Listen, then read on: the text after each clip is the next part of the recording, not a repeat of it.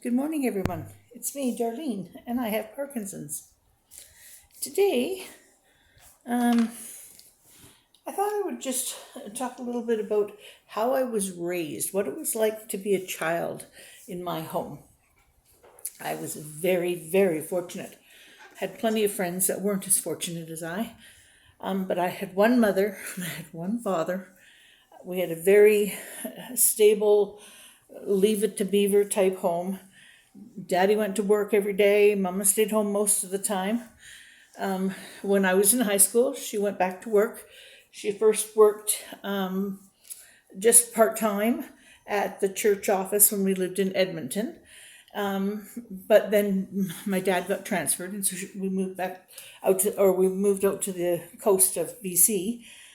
And at that point in time, she was back at home.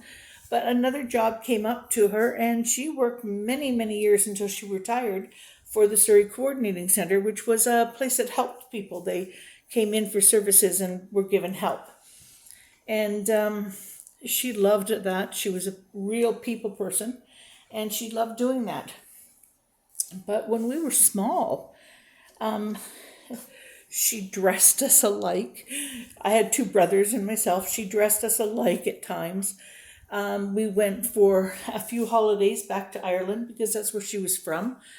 My parents were very good about making sure that we got to know our relatives over there and had a relationship with them, even though we lived so far away. Every summer we had a vacation. I was commenting on this the other day to my husband. Our kids didn't get a holiday every year. We sometimes went camping, but it was not a high priority for us. I wish it had been. But when you're struggling just to make ends meet, that wasn't a high priority. But my parents made that a big priority for them, and we had terrific vacations.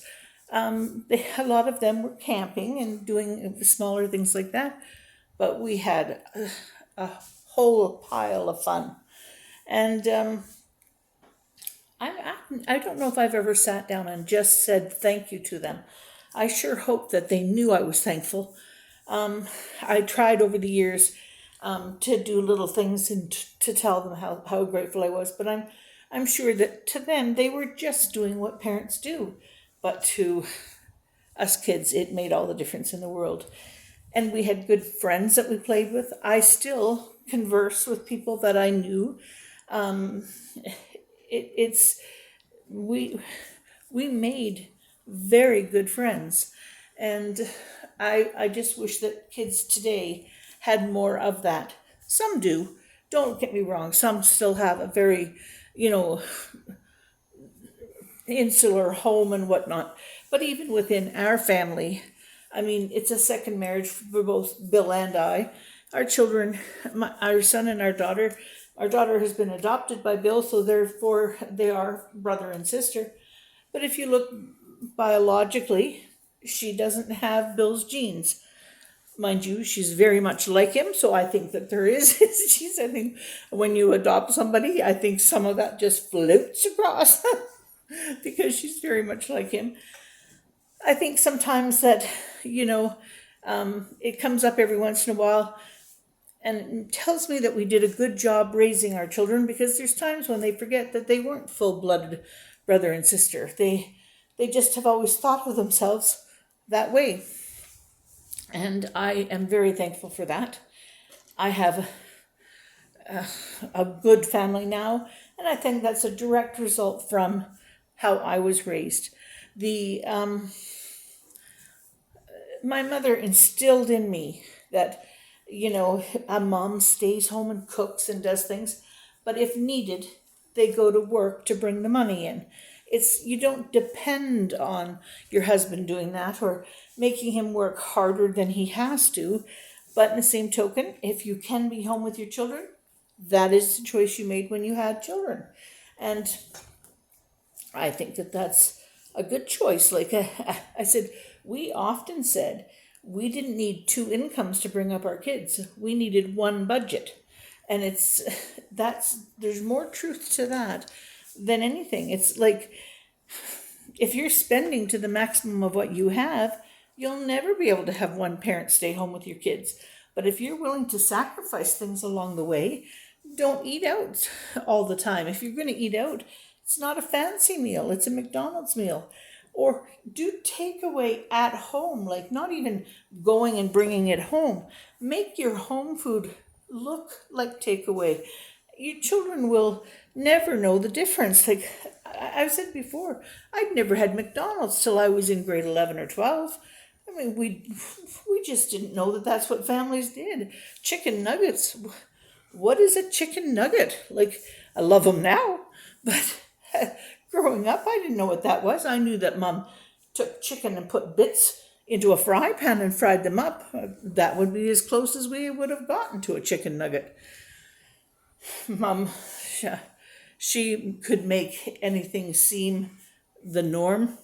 She made the normal extraordinary. My father worked very, very hard to provide for us. He is a gem. He really is. He loved us kids. We didn't get to see a lot of him when he was working, but you know what? He's made up for that in the years since. And we're very fortunate. We're a fortunate family. I wish my mother had been able to be around longer than she was, but we take what we get. I'm going to tell a tale. I want to do my story here about my mom and my husband, and it doesn't put me in a great light, but it's the truth. This is what happened. This was our second Christmas together. Our first Christmas together, we'd only just got together in the September. And so we didn't know each other very well. So we had our first Christmas and second Christmas coming around. And I started teasing and saying, I'm expecting a big present, like, it'd be nice. I said, I haven't had a nice relationship in a long, long time. I said, to get a big present, that'd be something. Well, I mean, it's not about the present, right? I know that. But I was teasing, but I was still a little bit serious, simply because I'd had a bad marriage, hadn't ever gotten a gift. And I mean, I'd had lots of gifts when I was a child, but from a special person, hadn't had that. So there was a joke in it, but it was also, there was a spark of truth. And, but anyway, my husband and my mom, they kind of got together, and my mom said, and the other thing is, I told my husband from the very start, I don't cook breakfast. So I just never cooked breakfast. I can count on one hand how many times I have cooked breakfast in 45 years. I don't do it. When I was married the first time, I'd had a plate of eggs thrown at me too many times to ever appreciate a plate of eggs again. My husband now cooks breakfast for himself, and every Sunday he cooks breakfast for me. And we have done that our entire lives. And I love him for that. But anyway, my mom and my husband, they got talking one time. And my mom didn't like that I was being, not the nicest girl in the world, to tell him that I wanted an expensive gift and that I should, get it. She said to Bill, she needs to be brought down a peg. We didn't raise her like that. She needs to learn that this is not what it is. Well, I'd said to Bill, I don't want things for the kitchen. I want something personal. It has to be for me. And then he said, well, I think that we should have a griddle. I said, I don't want a griddle. Never do I want a griddle. I said, that is not what I want. Anyway, every time we went for about 3-4 weeks, every time we went to the store, he'd walk down the aisle that had the griddles on it. So I knew he was eyeing up these griddles. And I'd say to him every single time, I told you, I don't want a griddle. I said, if you don't want to get me anything, that's fine. Just do not give me a griddle. I don't want it. I said, I will be very upset if you get me something that I have told you explicitly that I do not want. Well, my mother heard tell of what was going on, and she was a great poem writer. When they went on vacations, she wrote whole stories in poem about their vacation every day. We love having those memories. But anyway, she said to Bill, we're going to teach her a lesson. She says, Harold has an old briefcase. And if we take that briefcase and wrap that briefcase up, that's the size of a box that a griddle would come in. So we're going to put some weight in there, a couple of bricks to be about the right weight for a griddle. We're going to wrap it up beautiful. And then I will attach a poem, she says, to the top of it. So I see a package coming out of the house, beautifully wrapped, going under the tree.